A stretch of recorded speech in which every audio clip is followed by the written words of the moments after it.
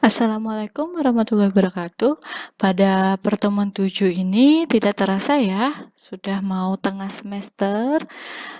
Pertemuan ke-7 ini kita akan membahas tentang grup permutasi. Nah, sebelum saya masuk ke grup permutasi, Ibu mau kembali mengingat dulu permutasi yang kalian ketahui.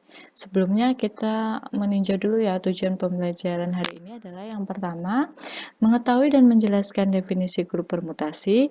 Yang kedua, mengetahui sifat-sifat elemen pada grup permutasi. Yang ketiga, memahami konsep orbit, sikel, dan transposisi pada grup permutasi. Dan yang keempat, mengetahui teorema-teorema pada grup permutasi. Sebelum masuk ke intinya grup permutasi, Ibu ingin membahas sedikit tentang permutasi. Tentulah kalian sudah sangat familiar dengan apa itu permutasi. Permutasi waktu di SMA kan sudah diajarkan, mana kita tahu permutasi adalah penyusunan suatu kelompok kumpulan objek dengan memperhatikan urutan. Jadi permutasi itu kan penyusunannya ya, bukan banyaknya penyusunannya. Kalau banyaknya itu banyaknya permutasi, bukan banyaknya. Jadi permutasi itu bukan banyaknya penyusunan, tapi permutasi itu adalah penyusunan itu sendiri ya. Diingat-ingat kembali, coba dibuka ya bukunya waktu SMA. Nah, banyaknya permutasi dari n objek, kalian masih ingat ada sebanyak n faktorial, di mana n faktorial artinya n kali n-1 kali n-2 kali n-3 sampai kali 2 kali 1.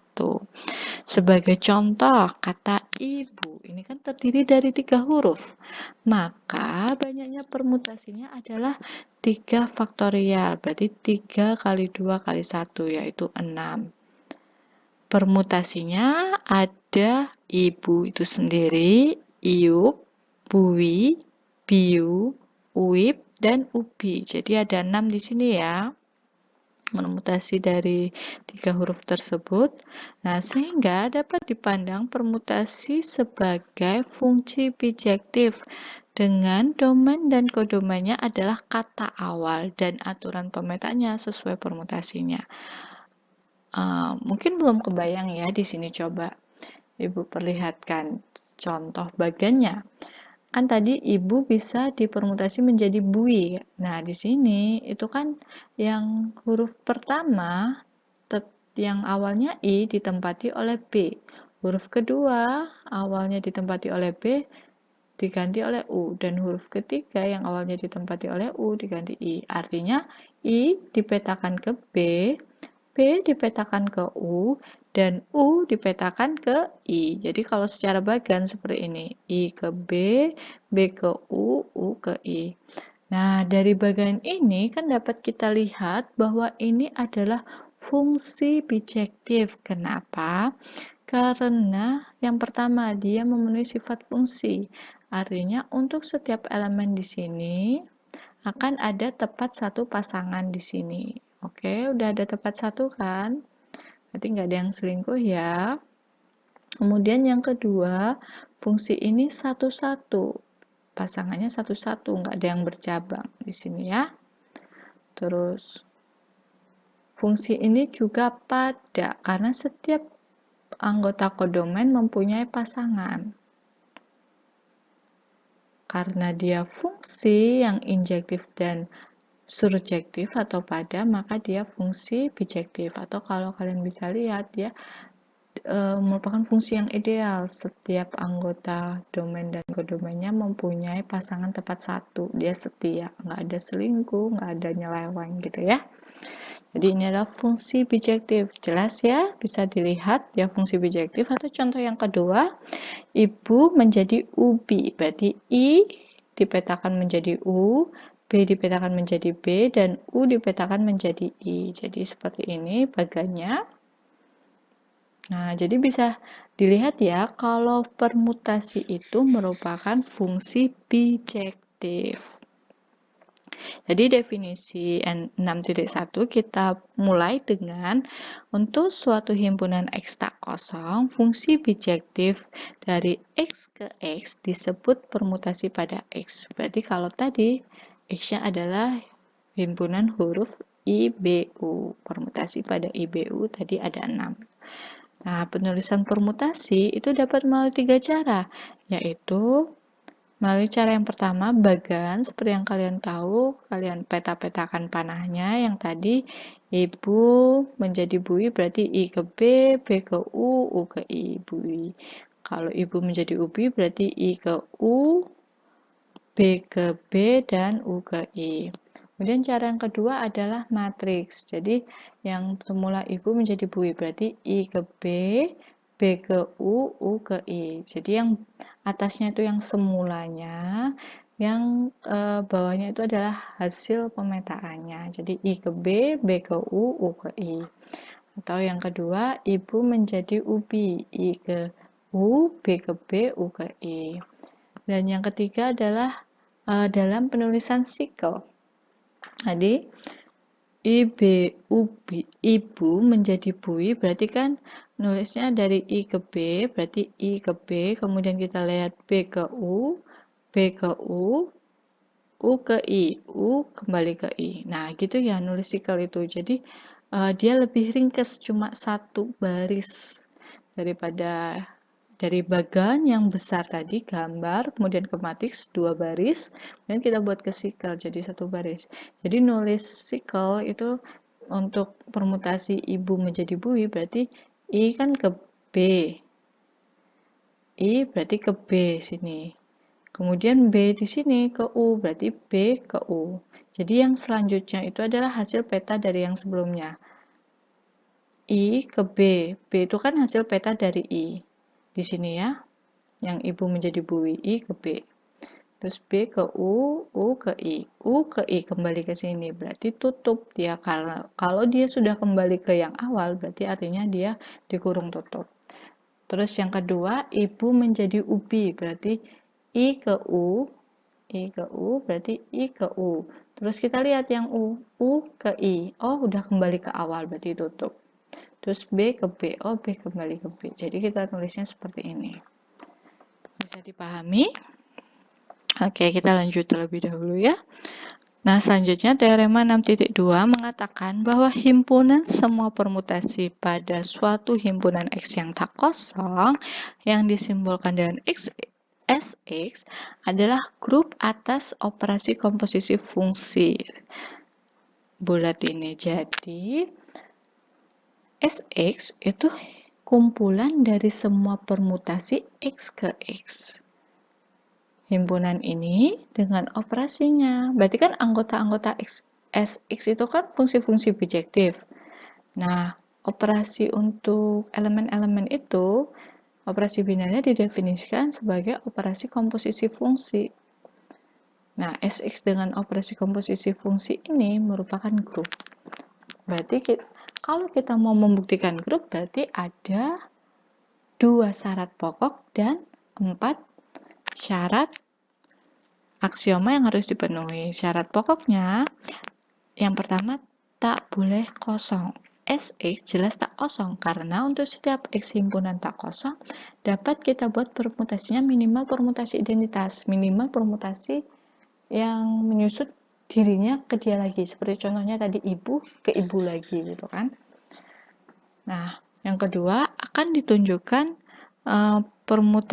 komposisi fungsi ini merupakan operasi biner. Operasi biner jelas dia mengaitkan dari 2 fungsi, 2 anggota SX menjadi anggota XX yang baru.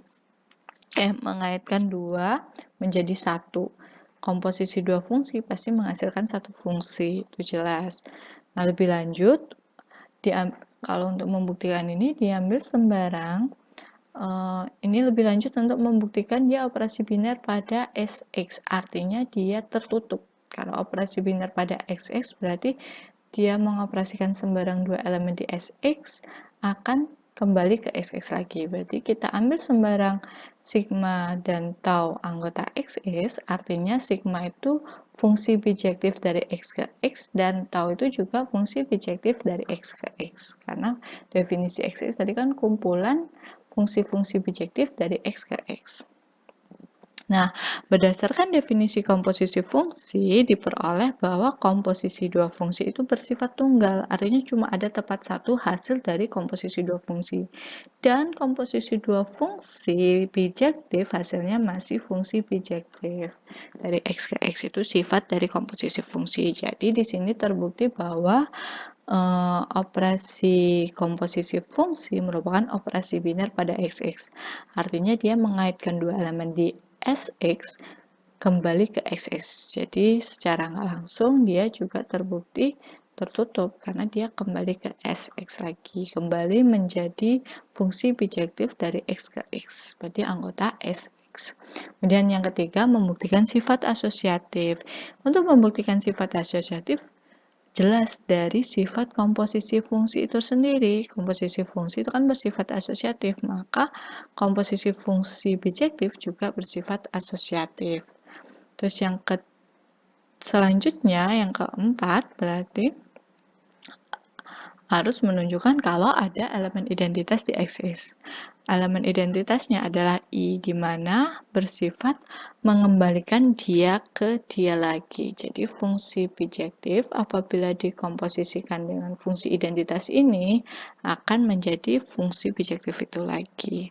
Terus yang terakhir yaitu tentang inverse-nya.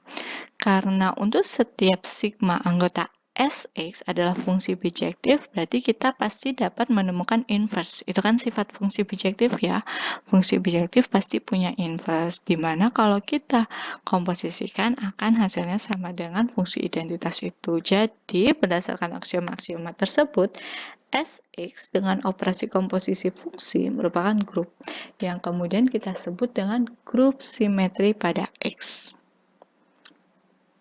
Nah, misalkan A itu adalah himpunan yang isinya angka 1, 2, sampai N. Grup simetri pada A dinotasikan sebagai Sn. Kalau tadi kan X ya, kita nggak tahu sembarang X himpunan tak kosong. Tapi kalau misalkan kita punya dia itu berbentuk X-nya, itu berbentuk angka dari 1 sampai N, kita notasikan grup simetrinya Sn. Dengan N-nya itu melambangkan derajat dari grup simetri itu, atau artinya grup simetri itu memiliki berapa unsur. Kalau misalkan A-nya itu sampai 3, berarti S3 memiliki 3 unsur himpunan awalnya si X-nya gitu kan. Nah, jika koordinatas dari X sama dengan N, maka order dari X adalah N faktorial. Ini jelas ya dari kumpulan permutasi. Order dari XX kan banyaknya anggota dari SX gitu kan. Nah, SX sendiri adalah fungsi bijektif. Kita tahu kalau fungsi bijektif atau definisi permutasi kan banyaknya ada N faktorial.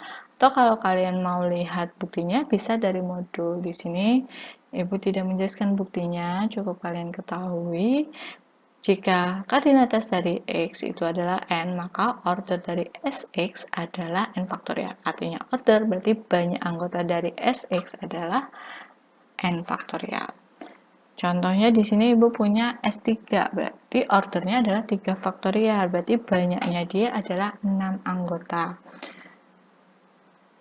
Nah, gimana kita tahu S3 itu berarti fungsi bijektif pada X, yang X-nya itu adalah isinya anggotanya 1, 2, 3. Nah, dapat Ibu data bahwa anggotanya seperti ini. Di mana row 0 itu memetakan 1 ke 1, 2 ke 2, 3 ke 3. Ini berarti menulis dalam bentuk matriks ya. 1 dipetakan 1, 2, 2, 3 ke 3. Berarti ini pemetaan identitas karena memetakan dia sendiri, dia ke dirinya sendiri. Berarti row 0 ini yang dimaksud dengan identitas dari S3. Row 1 ini berarti 1 ke 2, 2 ke 3, 3 ke 1. Row 2, 1 ke 3, 2 ke 1, 3 ke 2. Mu 1, 1 ke 1, 2 ke 3, 3 ke 2, mu 2, dan mu 3 seperti ini. Atau kalau mau dituliskan dalam bentuk sikel, berarti row 0 ini kan 1 ke 1. 2 ke 2, 3 ke 3, berarti kan tutup ya. dia 1 udah ke 1 tutup, 2 udah ke 2 tutup, 3 ke 3 tutup. Atau bisa ditulis secara sederhana untuk mewakili 2 dan 3 ini cukup 1 karena dia identitas kan kembali ke dirinya sendiri, bisa diabaikan. Kemudian kalau row 1 berarti dia 1 ke 2, terus 2 ke 3, 3 ke 1. Berarti nulisnya 1 ke 2, 1 ke 2, terus 2 ke 3, 2 ke 3, terus 3 ke 1, 3 ke 1 tutup. Berarti kan row 2 juga seperti itu, 1 ke 3, terus kita lihat 3 ke 2, terus 1 ke 3, 3 ke 2, 3 ke 2, kemudian 2 ke 1, 2 ke 1 tutup. Mu1 juga seperti itu, mu2, mu1 kan 1 ke 1 tutup, berarti kan 2 ke 3, 3 ke 2, berarti 2 ke 3, 3 ke 2, tutup berarti ya. mu2, 1 ke 3, 3 ke 1, berarti 1 ke 3, 3 ke 1, tutup, 2 ke 2. mu3, 1 ke 2, 2 ke 1, tutup, 3 ke 3. Nah, ingat grup permutasi, tadi operasinya adalah komposisi fungsi, berarti kalau saya punya mu2 dan row 2 dan mu2 seperti ini, bisa kalau misalkan saya tuliskan dalam bentuk matriks ini, cara ngoperasiinnya seperti ini. Bentar ya, loading ini kayaknya.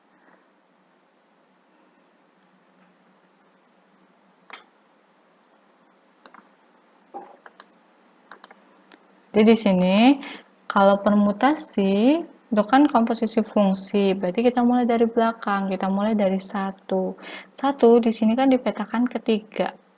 Kalau udah ngambil yang di belakang ini, ngambil 1 ke 3, berarti kita maju ke depannya. Di sini 3 dipetakan ke 2, berarti 1 dipetakan ke 2.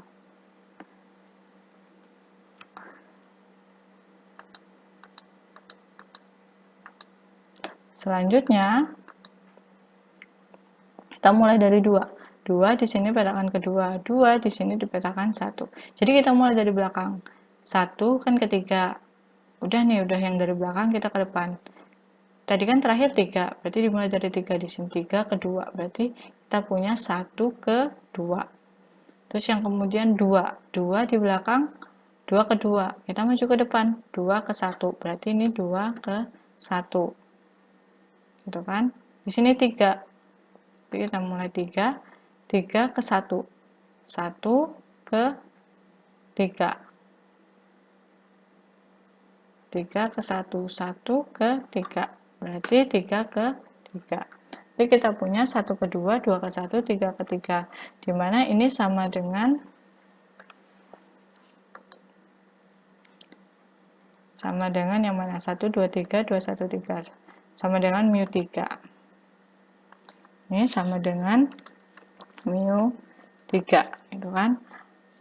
Nah, pengoperasian dua anggota S3 ini dapat juga dengan melihat sikelnya. Sebagai contoh, ini kalau misalkan dia dioperasikan secara bentuk matriks ya, kalau secara sikel seperti ini. Ini kan bisa dituliskan dalam 1 ke 3, 3 ke 2, 2 ke 1, berarti 1 ke 3, 3 ke 2, 2 ke 1. Kemudian yang ini 1 ke 3, 3 ke 1, ketiga 3 ke 1, 2. Jadi kita punya perkalian sikelnya seperti ini. Berarti kita mulai dari belakang. Kita mulai dari 1 aja. Kita mulai dari angka paling kecil di belakang. Berarti di sini mulai dari 1. Kita punya 1. 1 di sini dibawa ke 3. Kita pindah ke depannya. Di sini 3 dibawa ke 2. Berarti sini 1 ke 2. Kemudian di sini lihat 2 ke 2. Ini kan artinya dia ke dirinya sendiri. 2 ke 2, kita maju ke depan. 2 ke 1, berarti 2 ini kembali ke 1, berarti tutup. Gitu. Kemudian selanjutnya yang belum ada angkanya 3. Di sini 3 ke 1. Terus lanjut ke depan 1 ke 3. Jadi lanjutannya ya. Kalau 3 ke 1, lanjutannya 1 ke 3. Berarti 3 ke 3 ditutup. Kita punya sama dengan mu3. Itu kalau dia pengoperasian secara sikel. Jadi ada 2 tadi ya. Kalau secara bagian juga silahkan kalian coba, cuma itu cara yang paling gak ibu sukai karena terlalu menghabiskan tinta, kertas, tempat, dan waktu untuk mengerjakan. Kalau paling mudah, paling enak itu sikel karena cuma satu baris. Nah, berarti kalau misalkan ibu isi dalam tabel permutasi kan jelas row 0 itu tadi kan identitas. Berarti dioperasikan dengan row 1, row 2, mu1, mu2, mu3 sama dan di idenya sendiri. Begitu juga yang sini. Tinggal yang ini. Ini kan ibu punya row 2 operasi dengan mu2. Berarti row 2 dengan mu2. Berarti posisinya di sini. Jadi yang di depan itu menandakan yang ininya. Yang belakang itu yang atasnya, gitu ya. Jadi row 2 dengan mu2 hasilnya mu3 di sini. Nah, selanjutnya contoh selanjutnya biar kalian lihat mu2 dan row 2 kalau misalkan ibu buat secara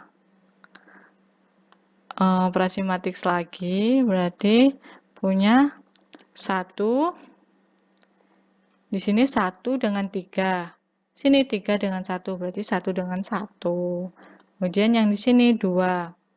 2 di sini dengan 1. Maju ke depan 1 dengan 3, berarti 2 dengan 3.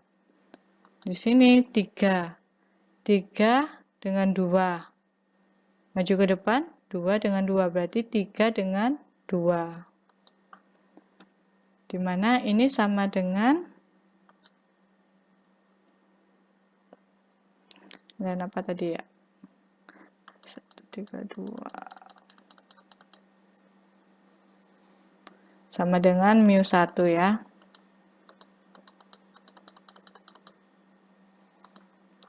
Sama dengan mu1. Nah, ini kalau operasi matriks. Kalau operasi sikel seperti tadi, berarti contohnya ini kan 1, 3, 3, 1 berarti tutup. 1, 3, 3, 1 kan tutup. 2 ke 2 tutup. 1 ke 3, 3 ke 2, 2 ke 1 berarti 1 ke 3, 1 ke 3, kemudian 3-nya ke 2, berarti 1 ke 3, 3-nya ke 2. 2-nya ke 1, berarti tutup. Jadi operasi ini. Nanti saya punya operasinya 1, kemudian dimulai dari yang paling belakang ya, 1. Di sini ketiga, berarti di sini 3, lanjutkan ke 1, berarti 1 ke 1, tutup. Kemudian lanjutkan 2, 2 ke 1. Ini kan kalau udah di paling belakang maju ke depan gini kan, 2 ke 1. Di sini 1 ke 3, berarti 2 ke 3. Kemudian 3 ke 2, di sini 2 ke 2, berarti 3 ke 2. Kan 3 ke 2, terus dilanjutkan 2 ke 2, berarti 3, hasil akhirnya kan 2. Jadi 3 ke 2, berarti tutup. Dimana ini sama dengan mu1. Sehingga kalau kita masukkan ke tabel permutasi, mu2, komposisi mu2 berarti yang depan, row 2 yang sini, berarti sama dengan mu1. Nah, silahkan kalian tugasnya adalah melengkapi tabel permutasi S3 ini.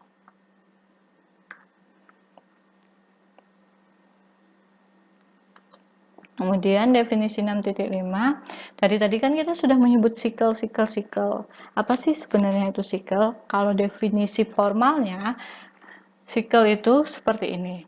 Misal dipunya himpunan berhingga X berorder M, artinya berarti X ini kan berhingga banyaknya anggotanya itu M.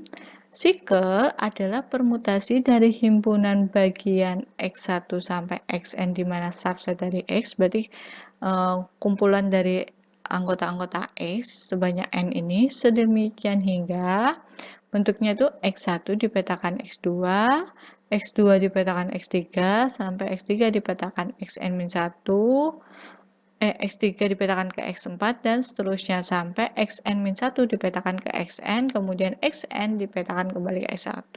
Sikel tersebut disimbolkan dengan X1, X2 sampai Xn, seperti tadi yang Ibu contohkan. Dan N itu menyatakan panjang dari sikel, berarti ini 1, 2 sampai N. Kalau ini mulainya dari 0 sampai N, berarti panjang sikelnya N plus 1. Kalau ini mulainya dari 1, berarti panjangnya N. Jadi panjangnya itu banyaknya anggota atau bilangan dalam kurung ini gitu ya gampangnya. Nah, suatu sikel dengan panjang N disebut N sikel. Contohnya, row 1 tadi kan seperti ini bentuk matriksnya. Bentuk sikelnya berarti 1 ke 2, 1 ke 2 dilanjut 2 ke 3, 2 ke 3, 3 ke 1, 1. Balik ke bawah. Jadi kurung yang merupakan dimana 1, 2, 3 berarti 1 dipetakan ke 2, 1 ke 2, 2 dipetakan ke 3, 2 dipetakan 3, 3 dipetakan ke 1. Berarti ini sikel dengan panjang 3 karena ada 3 ini tadi kan. Dinamakan 3 sikel atau ada juga yang menuliskan sikel itu tanpa koma. Jadi 1, 2, 3 seperti ini. Itu maksudnya juga sikel, bukan angka 123. Itu kalau udah diketahui dia di S3 atau S4 seperti itu ya. Nah, saat menuliskan komposisi sikel, satu sikel berarti isinya cuma satu anggota, misalkan X untuk satu X di X dan X sembarang himpunan, itu akan diabaikan. Satu sikel itu diabaikan seperti tadi Bu contohnya yang 0 itu kan terdiri dari 3 satu sikel, maksudnya ada sikel isinya cuma 1, isinya cuma 2, isinya cuma 3, itu bisa diabaikan 2-3-nya. Cuma dituliskan 1 supaya untuk menandakan kalau dia memetakan ke dirinya sendiri gitu kan. Kalau 0 atau tidak tertuliskan nanti takutnya rancu sama himpunan kosong. Nah, selanjutnya, komposisi permutasi memiliki arti yang sama dengan hasil kali permutasi. Jadi, kalau ada permutasi dikomposisikan, itu ada juga yang menyebutnya sebagai hasil kali permutasi. Jadi, yang seperti tadi, row 2 komposisi mu2, itu bisa juga Ibu katakan row 2 dikali mu2 gitu ya. Sikel dengan panjang 2 atau 2 sikel itu disebut transposisi gitu ya. Selanjutnya, elemen identitas XX akan dinotasikan dengan satu sikel yang isinya anggotanya 1. Nah, definisi 6.6 kita akan masuk ke definisi orbit. Di mana misalkan saya punya sigma itu adalah fungsi bijektif x ke x untuk sembarang x anggota x, orbit dari x atas x itu seperti ini, susunan atau barisan seperti ini, di mana dari sigma pangkat 0x yaitu berarti sama dengan dirinya sendiri, kemudian sigma pangkat 1x berarti sigma itu memetakan si x-nya kemana, sigma pangkat 2x berarti dilakukan pemetaan sebanyak 2 kali terhadap X. Kalau ini berarti inverse-nya ya, ingat pangkat min 1 itu inverse dari sigmanya, gitu ya. Notasikan dengan orbit sigma X dinotasikan seperti ini, 0 yang seperti ini, O yang seperti ini. Contohnya ya, kalau misalkan bingung ke definisinya, kalau misalkan Ibu, oh ya sebelumnya ini untuk kalau dia tak berhingga. Kalau dia berhingga berarti dapat kita susun dari pangkat 0 sampai pangkat ke n, dengan n-nya itu bilangan bulat terbesar sehingga sigma pangkat nx itu nggak sama dengan sigma pangkat mx untuk setiap m yang memenuhi ini. Artinya sigma pangkat nx itu nggak akan mungkin sama dengan yang ini. Jadi dia adalah pangkat terbesar sehingga yang paling pojok ini nggak akan mungkin sama dengan yang sebelum-sebelumnya gitu. Sebagai contoh, misalkan dipunya sigmanya ini, dia anggota S8, berarti anggota S8 kan himpunannya 1 sampai 8 ya. Ini ada angkanya 1 sampai 8. Nah, dipunyai sigma ini orbit dari satu anggota himpunan yang isinya 8 ini atas sigma tersebut sebagai berikut. Berarti 1 di sini dipetakan kalau sigma pangkat 0 berarti dia ke dia sendiri 1. kalau sigma pangkat 1 berarti 1 di sini dipetakan oleh sigma ke 3. Berarti sigma pangkat 1 dari 1 adalah 3. Berarti 1 dipetakan oleh sigma ke 3. Kemudian lanjutnya sigma kuadrat 1 artinya dioperasikan 2 kali. Berarti kita lakukan sigma 1-nya dulu berapa? Sigma 1 kan 3. 3 kemudian atas sigma ini dipetakan ke 6. Berarti sigma kuadrat 1 adalah 6. Selanjutnya sigma pangkat 3 1 berarti kita operasikan satu persatu. Sigma satunya adalah 3, 3 kemudian disigmakan lagi hasilnya 6, 6 kemudian disigmakan lagi hasilnya 1. Kembali ke ini, berarti sigma 3, sigma pangkat 3 ini sudah sama dengan sigma pangkat 0, berarti orbitnya cukup sampai sigma pangkat 0 sampai sigma pangkat 2, yaitu 1, 3, 6. Jadi dapat ditulis orbit dari sigma 1 adalah 136. Sehingga dapat juga kita lihat untuk orbit-orbitnya orbit sigma 1 itu sama dengan orbit sigma 3 sama dengan orbit sigma 6. Sementara orbit sigma 2 itu sama dengan orbit sigma 5 sama dengan orbit sigma 4 sama dengan orbit sigma 7 yang isinya 2, 5, 4, 7 dan orbit sigma 8 sama dengan 8, dimana kita lihat kalau digabungkan orbit-orbit ini itu sama dengan himpunan besarnya 1, 2, 3, 4, 5, 6, 7, 8 dan mereka tidak ada yang beririsan, benar-benar saling lepas. Berarti orbit ini akan membentuk kelas-kelas ekivalensi karena dia mempartisi si himpunan besarnya, himpunan besarnya kan himpunan yang berisi 1 sampai 8 ya. Dapat dikatakan bahwa orbit dari sigma ada 136, 2547 dan 8. Berarti ada 3 kelas gitu nanti ya. Nah, bisa dikatakan bahwa suatu permutasi sigma di Sn dinamakan sikel apabila salah satu dari kriteria berikut terpenuhi. Sigma tidak mempunyai orbit yang memuat lebih dari satu elemen. Seperti contoh di sini, ini kan ada 3 elemen. Ini yang 1 elemen gitu ya, maksudnya. Kemudian yang kedua, sigma mempunyai tepat satu orbit yang memuat lebih dari satu elemen. Jadi jelas bahwa yang tadi, contoh sigma tadi di S8 itu bukan sikel karena ada 2 orbit yang memuat lebih dari satu elemen. Jadi tidak memenuhi kriteria ini. Nah, contoh 6.3 kalau saya punya sigmanya ini, dia mempunyai orbit 1, 3, 2, 4, dan 5, 6. Sigma ini bukan sikel karena terdapat lebih dari satu orbit yang memuat lebih dari satu elemen karena ada 1, 3, 2 dan 5, 6 di mana 1, 3, 2 terdiri dari 3 elemen dan 5, 6 terdiri dari 2 elemen. Sebenarnya orbit ini bisa kita lihat dari ini.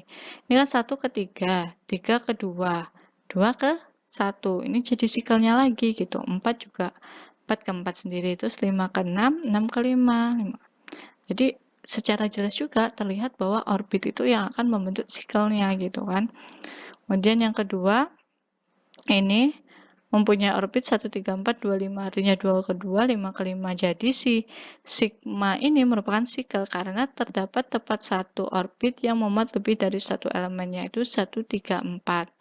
Nah, di sini si sigma ini sebenarnya dapat dituliskan sebagai sikel yang isinya 1, 3, 4 dikali 2 kali 5. Ini ya, dituliskan sebagai perkalian sikel 1, 3, 4, 2, 5. Dimana kalau satu sikel itu dapat diabaikan, jadi dapat ditulis seperti ini. Jadi dia berupa sikel karena cuma ada bentuk seperti ini, dia 3 sikel gitu ya. Oke, selanjutnya ini juga merupakan sikel karena tidak memuat orbit yang memuat lebih dari satu elemen. Ada 1, 2, 2, 3, 3, 4, 4, ya tepat 1, 1. Jadi ini juga sikel atau bisa ditulisnya juga gini. 1, 2, sikelnya, perkalian sikel-sikelnya seperti ini. karena satu sikal itu bisa diabaikan, berarti bisa kita tulis seperti ini saja, gitu ya. Kemudian pada umumnya, operasi komposisi pada permutasi tidak bersifat komutatif, tetapi khusus sikal-sikal yang saling asing, operasi komposisi itu bersifat komutatif. Jadi kan kalau kita lihat tabel tadi, dioperasikan dari kanan atau kiri, itu hasilnya tidak akan sama. Ada yang tidak sama, berarti dia tidak bersifat komutatif. Tapi untuk sikal-sikal yang saling asing itu bersifat komutatif, artinya bisa dibolak-balik. Nah, apa sih sikal yang saling asing? Sikal yang saling asing, A dan B dikatakan sikal yang saling asing apabila untuk setiap A di A, maka A tidak di B. Dan untuk setiap B di B, maka B tidak di A. Atau dapat kita lihat A di sini 1, 2, 3 kan, B-nya 4, 5, 6.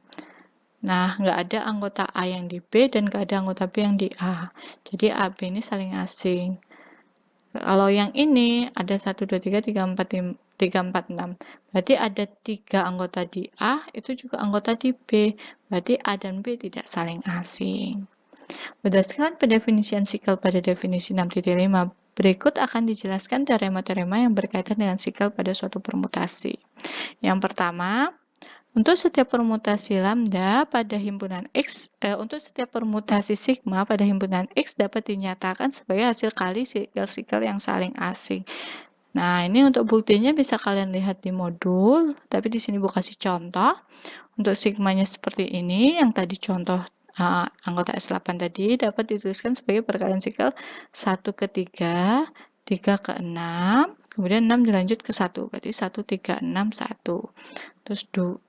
Setelah 1, berarti kita lanjut ke 2 ya, karena 2 belum disebutkan.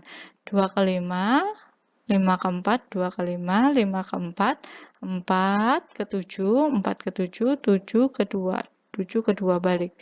Dia udah di sini. 1 udah, 2 udah, 3 udah, 4 udah, 5 udah, 6 udah, 7 juga udah. Berarti 8. Oh, 8 ke 8. Berarti perkalian sikalnya ada ini.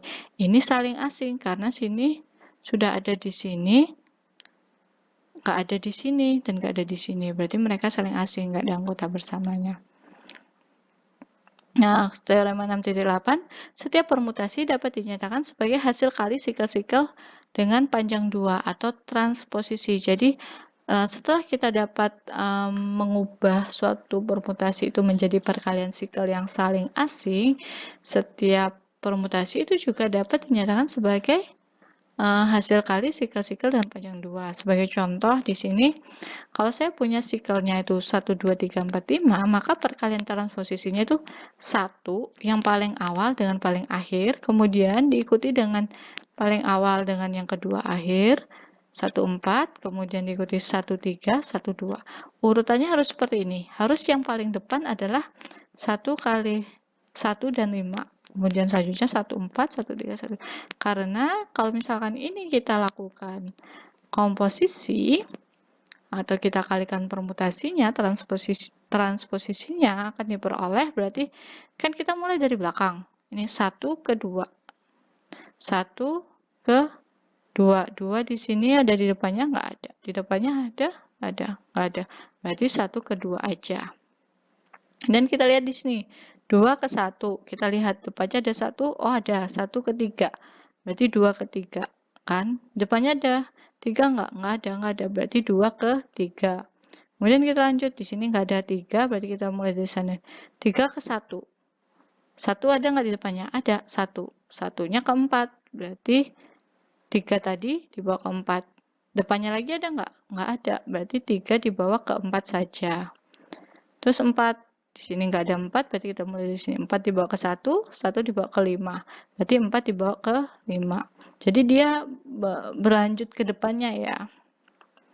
4 ke 5. Kemudian 5 nggak ada di belakangnya, berarti kita mulai di depan. 5 ke 1. Jangan terus kembali ke belakang. Kalau udah paling depan, udah 5 ke 1 ya berarti 5 ke 1 gitu. Berarti sama dengan 1, 2, 3. Jadi benar kalau dia perkalian transposisinya harus seperti ini. Harus urutannya seperti ini. Kemudian, berdasarkan teorema 68, lebih lanjut didefinisikan permutasi ganjil dan permutasi genap yang didasari pada banyaknya transposisi yang dapat menyatakan suatu permutasi. Seperti contoh, misalkan sigma itu permutasi definisi formal ya. Misalkan sigma adalah permutasi sigma disebut permutasi genap apabila sigma dapat dinyatakan sebagai sebanyak genap transposisi, dan permutasi sigma disebut permutasi ganjil apabila sigma tidak dapat dinyatakan sebagai sebanyak genap transposisi. Contohnya seperti ini. Di sini saya punya sigma perkalian dari dua sikel yang saling asing, yaitu sikel pertama 1356 dan sikel kedua 274. Dapat dinyatakan sebagai, ingat di sini kalau saya buat permutasinya berarti 16, 15, 13, 16, 15, 13. Kemudian dilanjut yang transposisi belakangnya berarti 24, 27, 24, 27. Jadi ingat ya urutannya 16-nya di depan, kemudian dilanjut 15, kemudian dilanjut 13. Ini untuk yang 1356 berarti tetap di depannya 274. Nah, 274 ini kalau saya buat transposisinya berarti 24 terlebih dahulu baru 27.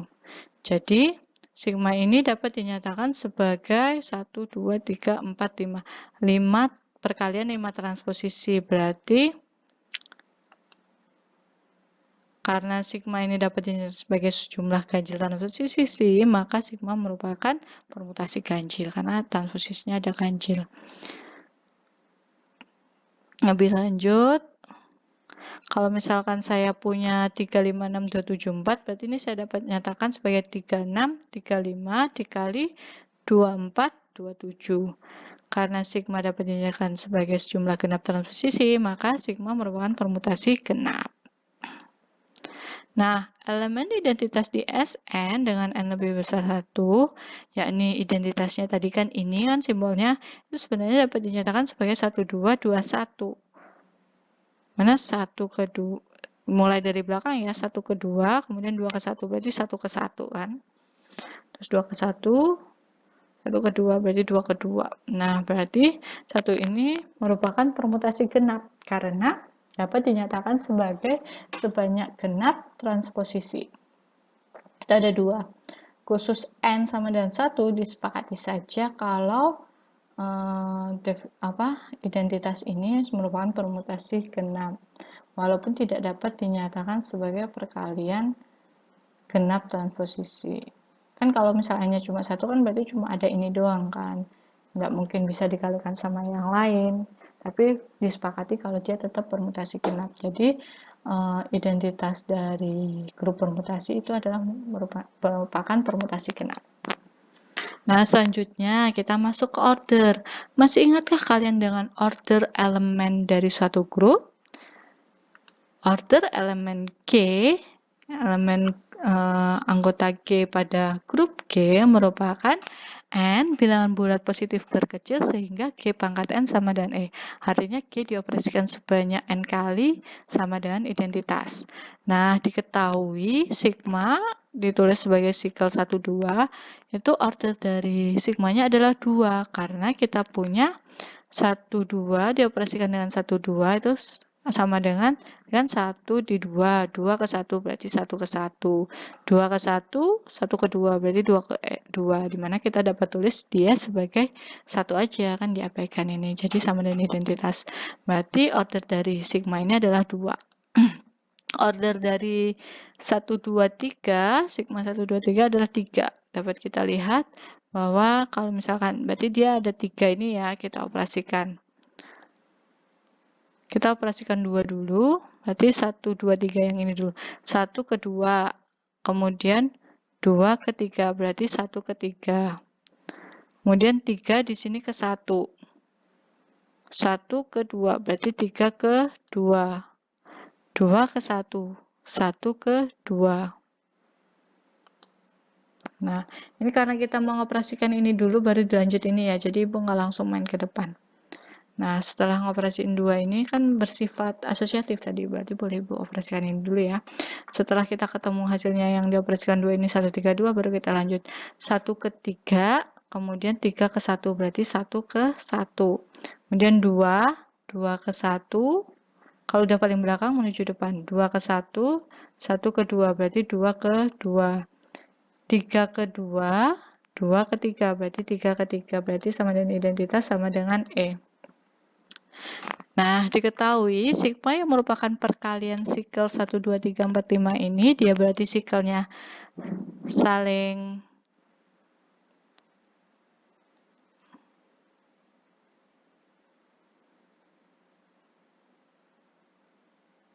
order dari sigma ini adalah 6. Karena dapat diperlihatkan bahwa sigma ini dioperasikan 6 kali hasilnya E. Sehingga kita punya order dari sikel adalah panjang sikel. Di sini kan panjang sikelnya 2, order sigmanya 2. Di sini panjang sikelnya 3, ordernya 3. Berarti order dari dan ada bunyi teoremanya bisa dapat dibuktikan juga kalau order dari sikel itu adalah panjang sikelnya. Dan order dari perkalian sikel yang saling asing, di sini contohnya 1, 2, 3, 4, 5 ini kan saling asing. Sikel yang pertama dan kedua ini saling asing, di mana sikel pertama itu ordernya 2 dan sikel kedua ordernya 3. KPK dari 2 dan 3 adalah 6. Berarti order dari sigma ini adalah 6. Jadi untuk perkalian sikel yang saling asing, ordernya adalah KPK dari order masing-masing sikel. Jika perkalian sikelnya itu tidak saling asing, maka dioperasikan terlebih dahulu menjadi perkalian sikel yang saling asing. Contohnya di sini 1, 2 dengan 1, 2, 3 ini kan tidak saling asing karena 1, 2 di sikel yang pertama terdapat juga di 1, 2 di sikel yang kedua. Berarti dia kan nggak saling asing, ada anggota bersamanya gitu kan. Nah, 1, 2 dengan 1, 2, 3 ini kita operasikan dulu. Hasilnya adalah kita mulai dari belakang. 1 ke 2, 2 ke 1 berarti 1 ke 1. Kemudian kita lanjut 2. 2 ke 3, 3 nggak ada di depan, artinya 3 ke dirinya sendiri, berarti 2 ke 3.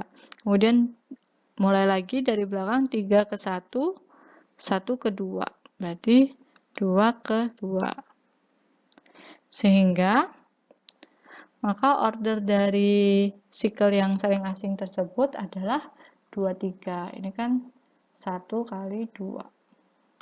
1 kali 2, 2. Jadi ordernya adalah 2. Order dari sikel ini. Order dari sikel 1, 2, 1, 2, 3 harus kita operasikan dulu, baru masing-masingnya menjadi dari sikel yang saling asing, baru kita ketahui order masing-masingnya. Nah, untuk materinya, untuk grup permutasi sampai di sini. Apabila ada pertanyaan, Ibu persilahkan. Di modul sebenarnya ada juga pembahasan mengenai faktorisasi lengkap, signum, terus operasi perkalian signum, kemudian definisi lain terkait transposisi genap ganjil menggunakan signum, dan grup selang-seling atau alternating. Namun untuk pembahasan sampai UTS kita cukupkan sampai ini, yaitu order dari sikel-sikel di grup permutasi atau grup simetri. Jadi grup permutasi itu adalah subgrup dari grup simetri. Jadi kita udah tahu grup simetri, pasti kita tahu grup permutasi. Nah, jika ada pertanyaan terkait grup permutasi atau grup simetri, Ibu persilahkan, silakan dibahas di grup, ataupun jika ada pertanyaan dari pertemuan kedua sampai pertemuan hari ini, boleh ditanyakan di grup juga karena minggu depan kita UTS. Sekian penjelasan dari Ibu. Ingat, tadi tugasnya cuma satu ya, yaitu mengisi atau melengkapi tabel permutasi. Yang tadi, mana tadi tabel permutasinya? Nah, ini dilengkapi sampai full ya. Cuma satu tugasnya itu. Akhiri, wassalamualaikum warahmatullahi wabarakatuh.